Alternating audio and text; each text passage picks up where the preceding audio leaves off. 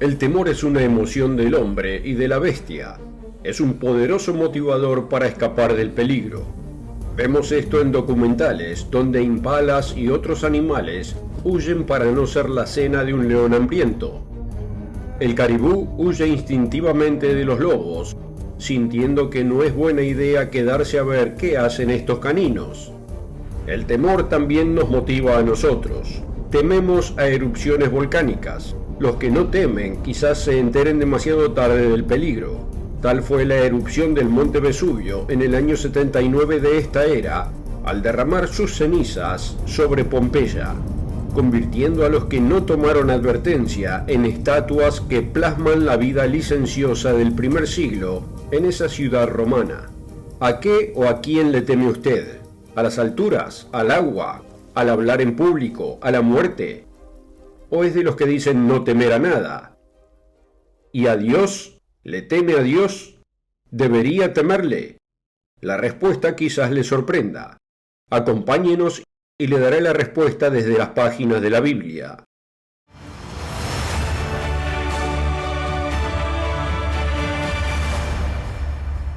Una cálida bienvenida de parte del Mundo de Mañana, donde vamos al Dios de la Biblia para responder a las preguntas más importantes de la vida.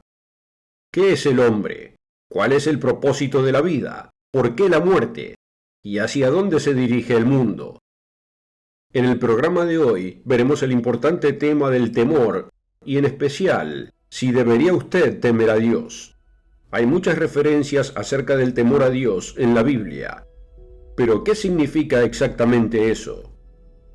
El Salmo 111 nos dice: el principio de la sabiduría es el temor del Eterno. Buen entendimiento tienen todos los que practican sus mandamientos. Su loor permanece para siempre. Note que el salmista conecta el temor a Dios con la comprensión de los mandamientos y da como resultado alabar a Dios. Proverbios 1, versículo 7 explica que el principio de la sabiduría es el temor del Eterno. Los insensatos desprecian la sabiduría y la enseñanza. Note que el temer a Dios se contrasta con el rechazo de la sabiduría y la instrucción. Claramente el temor a Dios se presenta como algo bueno.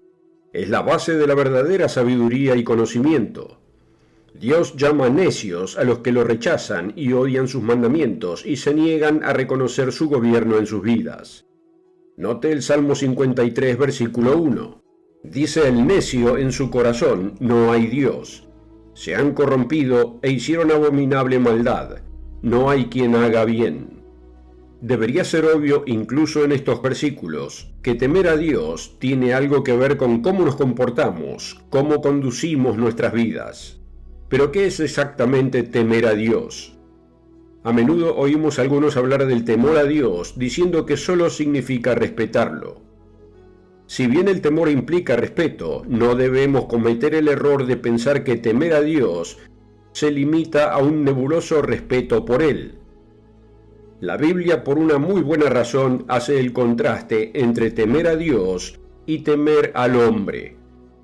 Note la advertencia de Jesús en Mateo 10, versículo 28. Y no temáis a los que matan el cuerpo, mas el alma no pueden matar. Temed más bien a aquel que puede destruir el alma y el cuerpo en el infierno. Es Dios quien tiene el poder de la vida y de la muerte. Y aunque es natural temer al hombre, es a Dios a quien debemos temer más. Al ser llevados los apóstoles ante el concilio y ser amenazados, vemos cómo reaccionaron en Hechos 5, versículo 29. Respondiendo Pedro y los apóstoles dijeron: es necesario obedecer a Dios antes que a los hombres. Otro ejemplo de prioridades correctas se encuentra en el libro de Daniel, donde el rey Nabucodonosor había erigido una estatua gigante y ordenado a todos que se inclinaran a ella. La pena por no hacerlo era ser quemado vivo. ¿Qué ser racional no temería tal amenaza? Por naturaleza, tememos acercarnos demasiado al fuego y con una buena razón. Quizás todos hemos cometido ese error y aprendido una dolorosa lección. 3 compañeros de Daniel se negaron a inclinarse ante el ídolo. Cualquiera que piense que Sadrac, Mesac y Abed-Nego no tenían un temor natural al rey, sería ingenuo. Después de todo, Nabucodonosor tenía poder de la vida y la muerte sobre ellos, y les dio esta elección que vemos en Daniel 3, versículo 15. Ahora pues, ¿estáis dispuestos para que, al oír el son de la bocina, de la flauta, del tamboril, del arpa, del salterio, de la zampoña y de todo instrumento de música, os postréis y adoréis la estatua que he hecho? Porque si no la adorareis, en la misma hora seréis echados en medio de un horno de fuego ardiendo. ¿Y qué Dios será aquel que os libre de mis manos? ¿Qué hubiera hecho usted estando en su lugar? Recuerde, usted conoce el final de la historia, ellos no. Si bien temían al rey, tenían un temor mayor, y ese era temor a Dios. Aquí está su audaz respuesta al desafío de Nabucodonosor, comenzando en el versículo 16. Sadrac, Mesac y Abed-Nego respondieron al rey Nabucodonosor diciendo: no es necesario que te respondamos sobre este asunto. He aquí nuestro Dios a quien servimos, puede librarnos del horno de fuego ardiendo, y de tu mano, oh rey, nos librará. Y si no, sepas, oh rey, que no serviremos a tus dioses, ni tampoco adoraremos la estatua que has levantado. Estoy seguro que usted puede imaginar que esta respuesta no fue la que esperaba ese rey dictatorial. No estaba acostumbrado a que nadie desafiara una orden directa suya. Vemos su ira en el versículo 19. Entonces Nabucodonosor se llenó de ira y se demudó el aspecto de su rostro contra Sadrac, Mesac y Abed-Nego, y ordenó que el horno se calentase 7 veces más de lo acostumbrado. Como sabe cualquier estudiante bíblico, Nabucodonosor no estaba mintiendo. Los 3 jóvenes fueron arrojados al horno, pero Dios los salvó sobrenaturalmente. ¿Cree esto, amigo? ¿Se da cuenta de que muchos clérigos de hoy rechazan milagros bíblicos como este e incluso rechazan la resurrección de aquel a quien dicen adorar? No es de extrañar que muchas iglesias tradicionales estén enseñando doctrinas contrarias a la Biblia. Una doctrina que rechazan es la ley de Dios, diciendo que ya no es necesario guardarla. Pero como hemos visto, Daniel y sus 3 amigos guardaron la ley contra la idolatría. El difunto doctor Roderick Meredith escribió lo siguiente en un artículo del Mundo de Mañana del 2004 titulado El temor de Dios. Todas las iglesias y ministros cristianos conocen la enseñanza fundamental de Jesús de vivir según cada palabra de Dios. ¿Por qué contradicen este mandamiento inspirado de vivir según cada palabra de Dios? ¿Por qué persisten en llamarse cristianos y contradicen las claras enseñanzas del propio fundador del cristianismo? Hacen esto porque a la mayoría de ellos Dios les parece lejano. Él es un concepto intelectual irreal o vago para muchos, incluidos algunos con alto nivel educativo en universidades y seminarios de este mundo. En pocas palabras, no tienen lo que la Biblia llama el temor a Dios. Ahora debo preguntar, ¿podría este ser usted, amigo? Note este pasaje del profeta Isaías en el capítulo 66, versículo 2, y pregúntese, ¿es así como yo estudio la palabra de Dios? Pero miraré a aquel que es pobre y humilde de espíritu, y que tiembla a mi palabra. En otras palabras, tememos distorsionar o tomar lo que dice levemente. En lugar de temblar ante la palabra de Dios, la mayoría de los llamados cristianos racionalizan doctrinas claras e inequívocas. Cuando Jesús dijo que era Señor del sábado, razonan que en realidad quiso decir que está bien elegir el día que queremos. Cuando dijo, no penséis que he venido para abrogar la ley o los profetas, no he venido para abrogar sino para cumplir, razonan que Él ya lo cumplió y que nosotros no tenemos que hacerlo, que la ley y los profetas, razonan, ya fueron clavados en la cruz. Hacen justo lo contrario de lo que Él dijo. Cualquiera que lea los versículos que siguen, debe entender que en lugar de abolir la ley, Jesús la elevó a un nivel más alto, diciendo, oísteis que fue dicho a los antiguos, no matarás, y cualquiera que matare será culpable de juicio. Pero yo os digo que cualquiera que se enoje contra su hermano será culpable de juicio.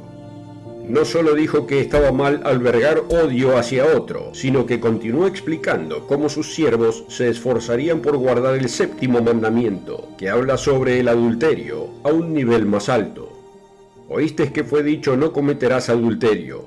Pero yo os digo que cualquiera que mira a una mujer para codiciarla, ya adulteró con ella en su corazón. ¿Cómo es que muchos cristianos tradicionales, incluidos los ministros, ciertamente no todos, pero sí muchos, creen que ya no es necesario guardar los 10 mandamientos? ¿Qué tienen estos mandamientos que la gente considera ofensivo? Dennis Prager hace esta reveladora observación en el contexto de las parteras que decidieron ir en contra del faraón de Egipto al no ahogar a los bebés hebreos en el río Nilo. La gente teme a los que son más poderosos que ellos. Así que la única manera de no temer a los poderosos es temer a Dios. El temor a Dios es una emoción liberadora que nos libera del miedo incapacitante hacia los malvados y poderosos. Es necesario enfatizarlo porque muchos ven el temor a Dios como algo oneroso en lugar de liberador. Y continúa diciendo: los que temían a Dios salvaron a los bebés hebreos. Los que temían al faraón ayudaron a ahogar a los bebés hebreos. Nuestro Señor y Salvador, Jesús el Cristo, nos mostró la importancia de ponerlo a Él primero en nuestra vida ante todos los demás. A menudo digo que Lucas 14:26 es la escritura más aterradora de la Biblia. Separa a los que fingen de los verdaderos seguidores de Cristo. Si alguno viene a mí y no aborrece a su padre y madre y mujer e hijos y hermanos y hermanas, y aún también su propia vida, no puede ser mi discípulo. Por varios pasajes entendemos que no debemos odiar, como comúnmente se entiende hoy esa palabra. Se puede demostrar con las Escrituras, pero debería ser obvio para alguien con mente abierta y sentido común que lo que Jesús dijo es que debemos ponerlo a Él primero sobre todo lo demás. Da como ejemplo a los más cercanos e incluso nuestra propia vida. Pero ¿cuántos anteponen a la familia, amigos, socios, vecinos, este mundo en general, y sí, incluso el temor a la muerte, ante Cristo? Déjeme darle un ejemplo simple. Es fácil demostrar desde la Biblia que Jesús, sus apóstoles y los cristianos del primer siglo apartaron el séptimo día sábado como día de descanso y adoración. Pero por razones de tiempo, solo mencionaré 2 versículos. El primero está en Lucas 4:16. Y vino a Nazaret, donde había sido criado, y entró conforme a su costumbre el día del sábado en la sinagoga, y se levantó a leer. El segundo se encuentra en Hechos 13, donde los apóstoles Pablo y Bernabé llegaron a Antioquía de Pisidia y entraron en la sinagoga en el día sábado. Estaban presentes tanto judíos como gentiles. Versículo 42. Y saliendo ellos de la sinagoga de los judíos, los gentiles les rogaron que el sábado siguiente les hablasen estas palabras. Este habría sido un momento perfecto para que Pablo explicara que el sábado fue reemplazado por el domingo y que podían reunirse mañana, pero ni Pablo ni Bernabé lo hicieron. Ahora sigamos con los versículos 43 y 44. Y despedida la congregación, muchos de los judíos y de los religiosos prosélitos siguieron a Pablo y a Bernabé, los cuales hablándoles les persuadían que permaneciesen en la gracia de Dios. Y el sábado siguiente se juntó casi toda la ciudad a oír la palabra de Dios. Escritura tras escritura demuestra que Jesús y la iglesia del primer siglo guardaron el séptimo día sábado. Y es igualmente fácil demostrar desde la historia que el cambio al domingo provino no de la Biblia, sino del emperador Constantino en el siglo IV después de Cristo. El registro es muy claro para cualquiera que tenga una mente abierta. Entonces, ¿por qué hay tan pocos dispuestos a seguir el ejemplo de Cristo y en cambio siguen la tradición pagana, eligiendo el día apartado por un emperador romano pagano? Tenga en cuenta esta cita del Manual de la Historia del Cristianismo, Eerdmans. Es importante comprender la previa religión de Constantino, la adoración del sol invicto. Cuando en el año 321 Constantino convirtió el primer día de la semana en feriado, lo llamó el venerable octavo día del sol. La Iglesia cristiana adoptó muchas ideas e imágenes paganas. Del culto al sol, por ejemplo, vino la celebración del nacimiento de Cristo el 25 de diciembre, el nacimiento del sol. Lamentablemente muchos preferirían seguir a Constantino que a Cristo. ¿Por qué? ¿No es porque racionalizan las escrituras y por lo tanto no van contra su familia, sus amigos y la sociedad en general? ¿A quién temen? ¿A Dios o al hombre? ¿Y qué hay de usted, querido amigo? Nuestro recurso gratuito, Los 10 Mandamientos, explica la intención espiritual de los 10 mandamientos, no solo de 8 o 9, como escribió el Dr. Roderick Meredith en su introducción a este recurso. Incluso los eruditos seculares reconocen que los primeros cristianos basaron sus vidas en seguir la gran ley espiritual de Dios, los 10 mandamientos. Cuando dijeron el Señor Jesucristo, reconocieron que la palabra Señor significa jefe, al que deben obedecer. Jesús les recordó una y otra vez esta relación vital, como en Lucas 6:46. ¿Por qué me llamáis Señor, Señor, y no hacéis lo que yo digo? Le mostraré dos maneras de temer a Dios. La primera es someter nuestra voluntad humilde y voluntariamente a nuestro Creador, poniéndolo primero en nuestra vida, no de palabra, sino también con acciones. Esta es la mejor manera, pero no le gustará la segunda. Dios habló a Israel a través de su profeta Amós y le mostró cómo trató de llamar su atención a través de cambios climáticos, plagas y guerras. Pero fueron tercos, se negaron a aceptar el mensaje. Amós 4 explica comenzando el versículo 11: Os trastorné como cuando Dios trastornó a Sodoma y a Gomorra, y fuisteis como tizón escapado del fuego, mas no os volvisteis a mí, dice el Señor.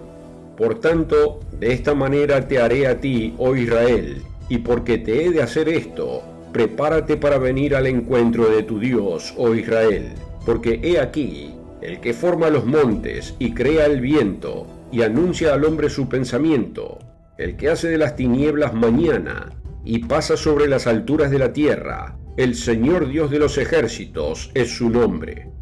Dios llamará la atención de la humanidad. Jesús es muy diferente a la forma en que muchos lo ven. Sí, Él es amoroso, paciente y bondadoso, y dio su vida por nosotros. Pero Él no tolera la rebelión y la falta de respeto.